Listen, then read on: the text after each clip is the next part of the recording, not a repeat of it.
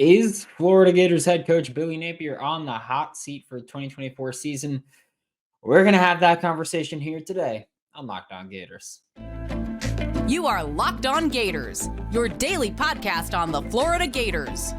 Part of the Locked On Podcast Network, your team every day.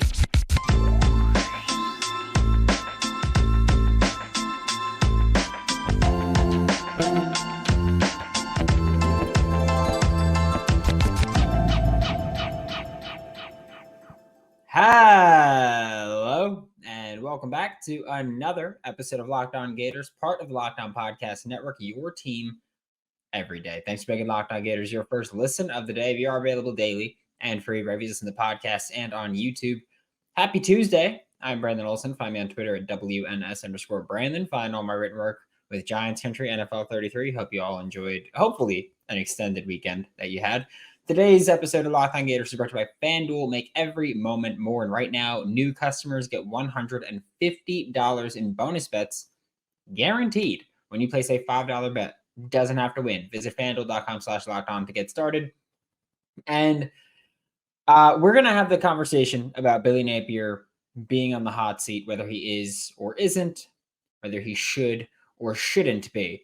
And the reason that we're going to have this conversation is that yesterday an article came out written by Edgar Thompson, Orlando Sentinel, talking to Scott Strickland. And basically Edgar was like, hey, is Billy on the hot seat? And Scott Strickland, the Florida Gators athletic director, said, I don't care. It doesn't matter. It's a made-up term. People can put them on whatever list they want to. Has nothing to do with reality. Billy's a guy that if you give him time, it's gonna work out, and he's gonna figure it out. That he's made some tough decisions and that they were the right call, which we'll talk about those a little bit later on in the show. We'll talk about the offseason specifically, what happened with the coaching staff and recruiting and all that. And yeah, basically, Scott Strickland is all on board with Billy Napier's going to be here. He's going to be the guy. And that he's not on the hot seat. And that's where we're going to end with what Scott Strickland has to say, frankly, because I don't necessarily care about that. I'm just going to be completely honest with you. I don't really care what Scott Strickland has to say about Billy Napier being on the hot seat. And the reason for that is that Scott Strickland will never in his life say that Billy Napier's on the hot seat. Scott Strickland will never in his life say that Billy Napier is going to be fired, because they're tied to each other at this point. If Billy Napier gets fired, Scott Strickland gets fired. There's no other way to put it. Like Scott Strickland, I said this when he hired Billy Napier, Scott Strickland won't get to hire another football coach here. You don't get to hire 3 coaches in under a decade and continue to do that. No. You're done. So Scott Strickland will never be like, yep, Billy needs to play. Billy needs to coach well. Billy needs to have a good year. Otherwise, he's cooked. Because that means if Billy doesn't have a good year, then Scott Strickland is cooked. Also, let's talk about how you're going to have a united front there. Like you're not gonna. An AD is almost. It's not going to be common that an AD comes out and goes, "Oh, if the football coach has a bad year, then he's cooked." Especially while recruiting is a thing, while the transfer portal, you're still trying to build the roster for this year. It's just simply not going to happen. And so, yeah, it might be true that Billy Napier needs more time to find success. Might be true. But the fact of the matter is his resume to this point isn't great. Billy Napier's resume at Florida is not great. Just going to throw that out there. He's 12 and 12 and 14 now at his time in Florida. So resume is not great. You could talk about the recruiting class. and how it fell. But yeah, I think that Scott Strickland's comments, take them with a grain of salt, because Scott Strickland knows that as long as Billy Napier doesn't get fired, then Scott Strickland maybe has a chance of keeping his job. But if Billy Napier gets fired, Scott Strickland will not be the athletic director at the University of Florida. Like that's why whatever Scott has to say about Billy and his contract and whatever, how long it takes, how long it's going to take to build a team. So it doesn't matter that much. And Scott Strickland made some valid points in that article. He talked about how you look at the college football playoff teams, and it's guys that have kind of been together, that have had a nucleus together for a couple of years, which you look at the 2023 roster, a lot of the starters for Florida are returning. You only lost a couple to the NFL draft. You lost a few to the portal, but you only lost a couple to the NFL draft. So a lot of your starters are coming back. And so you can look to that continuity. You've got Graham Mertz in year 2 as a starter at Florida. You've got Montreal Johnson in year 3 as a starter at Florida. You've got Eugene Wilson III in year 2 as a starter. You've got both of your tight ends as year 2 of starters. And you look at that, and then you look at the defensive side, and you've got a corner returning for year 3 as a starter. You've got both of your safeties probably returning for year 2 as starters, or at least you're returning both of your guys who were starting at the end of the year for Florida. We'll see who's going to get what playing time where. Linebacker, you're bringing back Shamar for another big year, hopefully. So yeah, Scott Strickland made the point of college football playoff teams, that they have continuity with their roster and they're bringing back returning players, returning starters, all that. Most of them didn't lose their 2 best players, arguably their 2 best players in Trevor Etienne and Princely Umanmielen. Most of them kind of kept that nucleus together. But yes, there's absolutely validity to that point. It's also important to acknowledge that no matter when Billy Napier gets fired, I'm going to say when, Florida's going to be on the hook for a lot of money because Scott Strickland got manhandled in the contract negotiations. And when Billy Napier gets fired, and I say when, not saying that when Billy Napier gets fired, I'm saying when as in if Billy Napier gets fired or when he gets fired, Florida's going to be on the hook for 85% of his contract remaining. So it's not necessarily like, oh, you keep him for another year and there's a huge drop off from who's going to like it's not like there's a huge drop off in the buyout amount that's going to be owed or anything like that. It's going to suck. At any point, if you fire Billy Napier, you're going to owe him 85% of his contract remaining, which again is just getting absolutely manhandled in contract negotiations. And you can ask the question of, should Billy Napier be on the hot seat, which I think every Florida Gators fan has an opinion of. I would like to hear that from you. Should Billy Napier be on the hot seat? Not is he, should he be on the hot seat? That's what I want to know. Do you think Billy Napier should be on the hot seat? Because we're going to have that conversation here in a second. But first, we're going to get a quick word from Jace Medical. We spend a lot of time talking together, you and I, whether that's getting fired up on wins, losses, who starts, who sits, coaching, fired, hired, whatever it may be. And I'm thankful for that connection. I'm very thankful for the platform that I have today. Chat's going to be a little bit more personal here of whether you're on extended travel, bracing for a major weather event, or limited by yet another supply shortage. You are covered, my friend. Covered. Thanks to our partners at Jace Medical, life-saving antibiotics and a long list of daily medications can be ordered in a 1-year supply. 1-year supply. Even ED generics for Cialis and Viagra. Boom. Go online right now at jacemedical.com to receive your 12-month supply on your daily medication. Remember to use promo code LOCKEDON at checkout for a discount as well. It's Locked On, LOCKEDON, no spaces, for $20 off your purchase at Jace Medical. It's JASE medical.com. See if it's offered for you. Thanks again for making Locked On Gators your first listen of the day. Every day, we are available daily and free wherever you listen to podcasts. And right before the break, I asked, do you think Billy Napier should be on the hot seat? And I'm not going to just ask you that question and not give you my answer. Yes, I think Billy Napier should be on the hot seat, but reasonably. And I say that because I say reasonably specifically because I don't have unrealistic expectations for this team, I believe. I think that if Billy Napier, like, look at the current roster for the Florida Gators. Look at, yes, you lost Princely, yes, you lost Trevor Etienne, and that also has to go into the evaluation of should Billy Napier be on the hot seat because you lost your best players. Good coaches, good teams typically don't lose their best players for the reasons that you lost them. If it's NIL, then sure, but you look at Princely. Princely left and he said, "Hey, I want to be used better. I went to Ole Miss to be used by Dan Lanning the way that Alabama used Will Anderson Jr."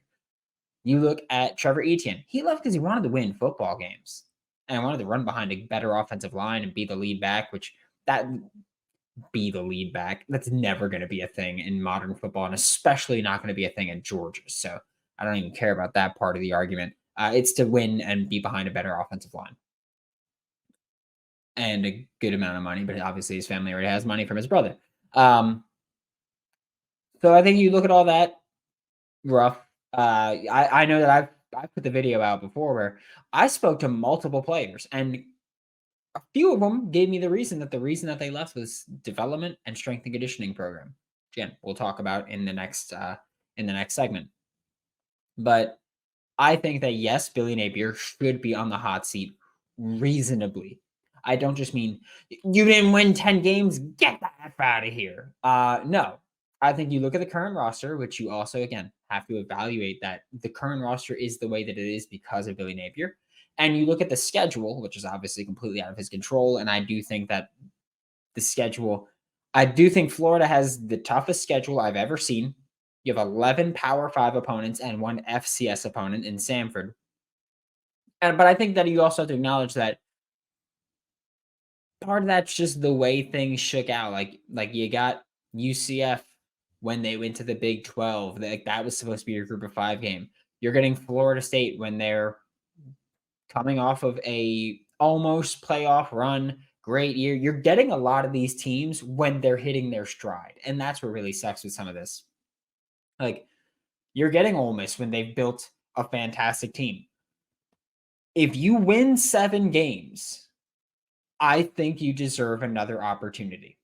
I think that's where I stand. If you can win 7 games with this schedule, with this roster, then I think that you've proven, or I think that you've earned yourself more opportunities to show that maybe you can get it done. Because you're looking at, again, the toughest schedule I've ever seen. You've got a roster that has potential. Isn't great. I'm not going to say it's bad. I don't believe it's bad. I think you've got guys at key positions, and if you land on some of these portal guys, you're looking at a significantly better roster this year than last year, even with losing Princely and Trevor Etienne. So I think that if you win 7 games, then you probably deserve another look. However, it's not just if you win 7 games, because you can win 7 games if there's major injuries to a couple of starting quarterbacks on your schedule, or teams just underwhelm significantly. Like, on paper, toughest schedule I've ever seen. Put it on film, might not be the same. I think you need to win 7 games, not just 6, not just bowl eligible. That's 7. And I think you're bad. And okay, I think you can win 6 and get it by if your bad games are significantly improved. Like, context matters here. Context matters. It's hard to just say if you win 7, but I think you win 7, you've earned another look. But your bad games need to be significantly better. You can't have a Utah performance where you just come out and you get dog walked physically. That can't happen. You can't get dog walked. Like Princely, when he left, Princely was like, it felt like we were practicing and lifting and training to play in the Pac-12. A Pac-12 team dog walked Florida, completely manhandled them. You can't have that happen. You can't have an Arkansas game. But I get it. Arkansas was at the time the best 2-6 team in the country. Fact remains, you had 5 wins. They had 2, and you lost in a game that you should have won. There were so many mistakes made in that game. They were unacceptable. Like, you can't have a game like that either. You need to be able to win games against good teams, win games against bad teams, and your losses need to, 1, come against good teams, and 2, be at least respectable performances on the field. So I think that when you're looking at that, that matters too. And like I said, context matters. You look at the rivalry games. You look at the Kentucky. You look at Georgia. Like let's say Georgia, because hell, Georgia's probably going to go into this game this year favored by 3 touchdowns again. That's probably going to be the expectation, right? Like that should be the expectation, probably. That, again, not as a Florida fan, not as anything, just the expectation is probably going to be, hey, Georgia's going to be really good. Florida's not going to be as good. We're probably going to see that huge talent disparity here. Actually, I'm going to pull it up while I'm talking. I'm going to pull this up and see if I can get to the lines, if they have them up on FanDuel right now for Florida versus Georgia, and just see what that line looks like early. It is not available. It is not available yet. But yeah, I think it's reasonable to expect that game to probably be 3 touchdown favorites, like it has been the past 2 years. And you have to, and I know that a lot of people don't care about gambling. I'm not saying that you have to beat Georgia, but you can't get blown out by Georgia. Looking at Kentucky, for the love of God, Florida needs to be able to beat Kentucky. Like, you've got to be a team that can do that. Tennessee, you beat Tennessee handedly this year. Do it again. Simple as that. Texas is going to be damn good. Ole Miss is going to be damn good. LSU is going to be damn good. Florida's, like, you're going to be running the gauntlet at the end of the year again. You're going to be running the gauntlet at the end of the year again. But you have to walk away with, and you've got a few of those games. You're going to be in Gainesville. You have to be able to walk away with a victory. You have to be able to walk away with the win. It's just got to be the case. And so I think context matters, but for Florida, you've got to be able to actually knock things out and win good games, and the games that you lose have to be respectable, because the games that you lost this year for Florida were just so terrible. I remember after the Arkansas game, walking away and leaving the stadium, and I forgot who it was that stopped me.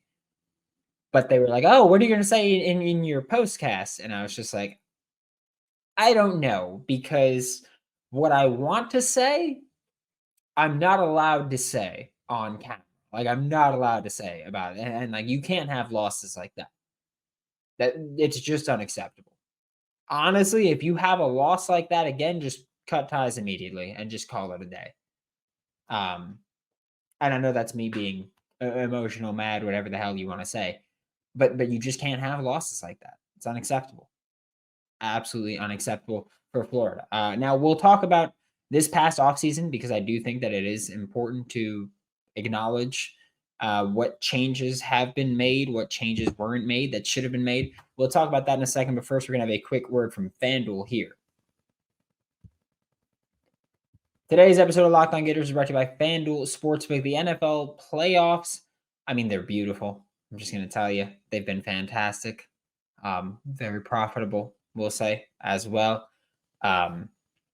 Yeah, they've been, I'm just going to say, they've been very nice to have. I will leave it at that. But FanDuel is America's #1 sportsbook, and if you're a new customer, you can get $150 in bonus bets guaranteed when you place a $5 bet.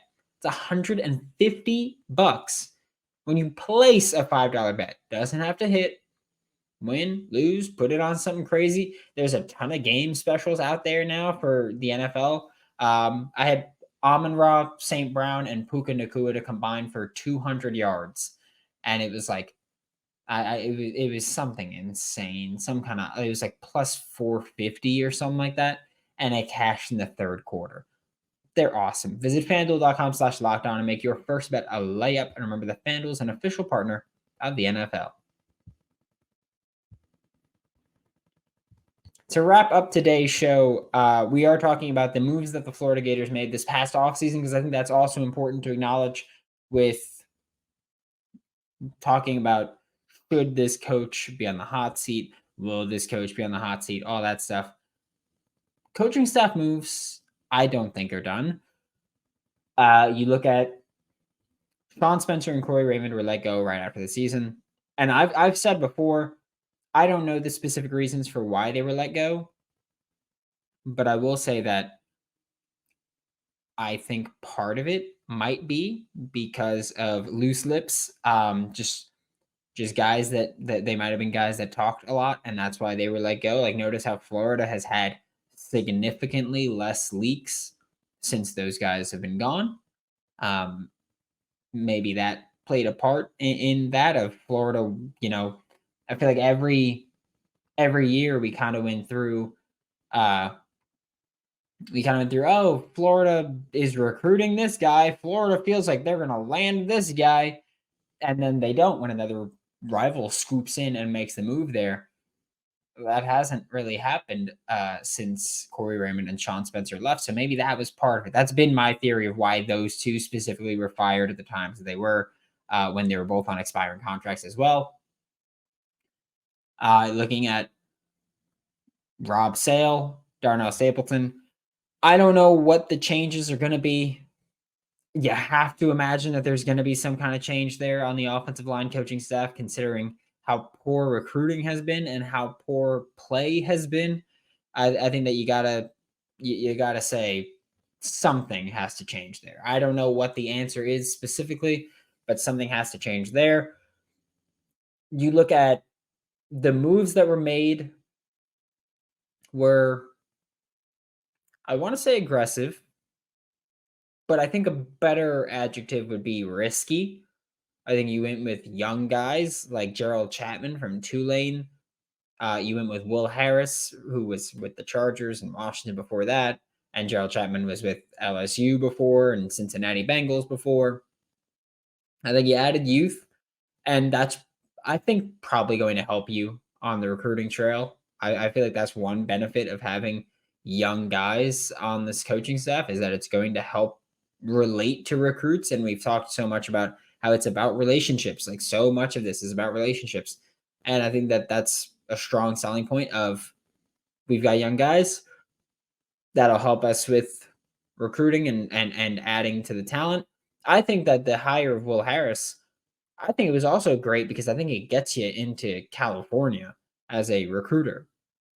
Like you have Arliss Boardingham, you've had guys that you've brought on campus, and that you've talked to, and you look at like Jaden Rashada, who committed or whatever, and then that just all crumbled. But I think Will Harris gets you into California, and California produces some damn good defensive backs. And I think him being the defensive backs coach at Florida gets you in the door in Florida with so many Florida kids. So I think that Will Harris is a great hire for that reason. And I think that when you add the experience of Ron Roberts, I don't like the fact when people, or not even the fact, the narrative that people tried to push when Ron Roberts got hired of, oh, well, good thing that you're bringing in a mentor for your defensive coordinator at the SEC level. I don't like that little narrative, just because I don't think that's what it is. But also, if you brought in someone that, like, would you rather not bring in someone that's going to help your defensive staff? Like, I don't get why you'd be mad at it. I get you could be mad at the initial hire, but like of Austin Armstrong, but that was a year ago. Get over it.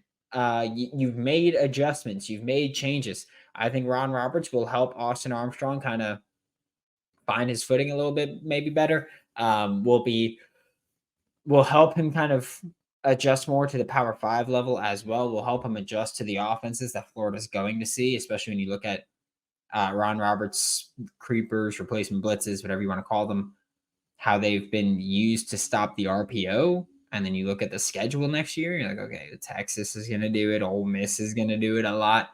You look at who Florida plays, and it's like, okay, well, you're going to see quite a bit of RPOs like UCF. Miami's going to do it. Florida State's going to do it. And you've added Ron Roberts, and you're like, okay, maybe we can box some of them up. And I love the experience of you've added young coaches, but now you've added a guy with 30 years of coaching experience that coached multiple positions throughout his career. And again, I think Ron Roberts is someone who should be in the box. He should be up in the coach's box as co-defensive coordinator, and let him talk down to Austin Armstrong and let him say, like, hey, this is what I'm seeing. Do that. And it's someone that Austin Armstrong trusts and has relationships with, of course, as his mentor. So I love the addition of Ron Roberts. Again, if you've been listening to this show since Billy Napier got hired, you know that I've been a massive fan of Ron Roberts for years now. And I wanted Ron Roberts to be the DC when Billy Napier got hired at Florida. I was like, okay, well, he's got some experience at Baylor at the Power 5 now. Bring him over. It didn't happen. Then he went to Auburn, and then now he's back at Florida. Again, I think you need to make a change on the offensive line coaching. I don't know what the answer is, but the current duo is not working out the way they should be. And so I think that you get one offensive line coach and figure out who that's going to be, if that's on staff or not, whatever it may be. And you figure that out. But I think that the coaching staff moves, or at least I think the coaching staff changes kind of indicate that Billy Napier knows he needs to foot to the floor. Coaching staff moves are not done. I also think it's very clear that players, most of them, are still very much bought in on Billy Napier. I told the story that after the Arkansas game, I really hope Florida gets bowl eligible, because I don't think that you can not win a bowl game 2 years or not make a bowl game 2 years in a row and keep your job at Florida. And that the players that I spoke to, which were a lot of them, while I was down there, they got the opportunity to talk to a good deal of them, and all of them that I spoke to were very bought in on, I just hope Napier gets the time, because we know he can do it. Like we know he could be the guy to turn Florida around. Like, so roster buy-in is there. I get it. You lost some guys that you shouldn't have lost, and you lost some guys that maybe they left because they weren't bought in. But for the most part, the huge majority of this roster is bought in on Billy Napier, is bought in on this coaching staff. So I think that when you just look at that, like, I'm not saying that's a reason to keep him, but I do think, again, like I said earlier, context matters. And these guys are bought in. You've got a lot of buy-in. You've got moves to the coaching staff.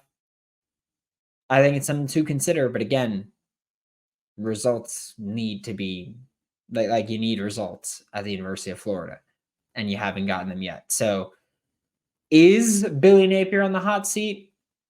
I think so. I don't think Scott Strickland is going to admit that, but I think Scott Strickland is also on the hot seat. So why would he admit that? Again, like I mentioned, they're paired together.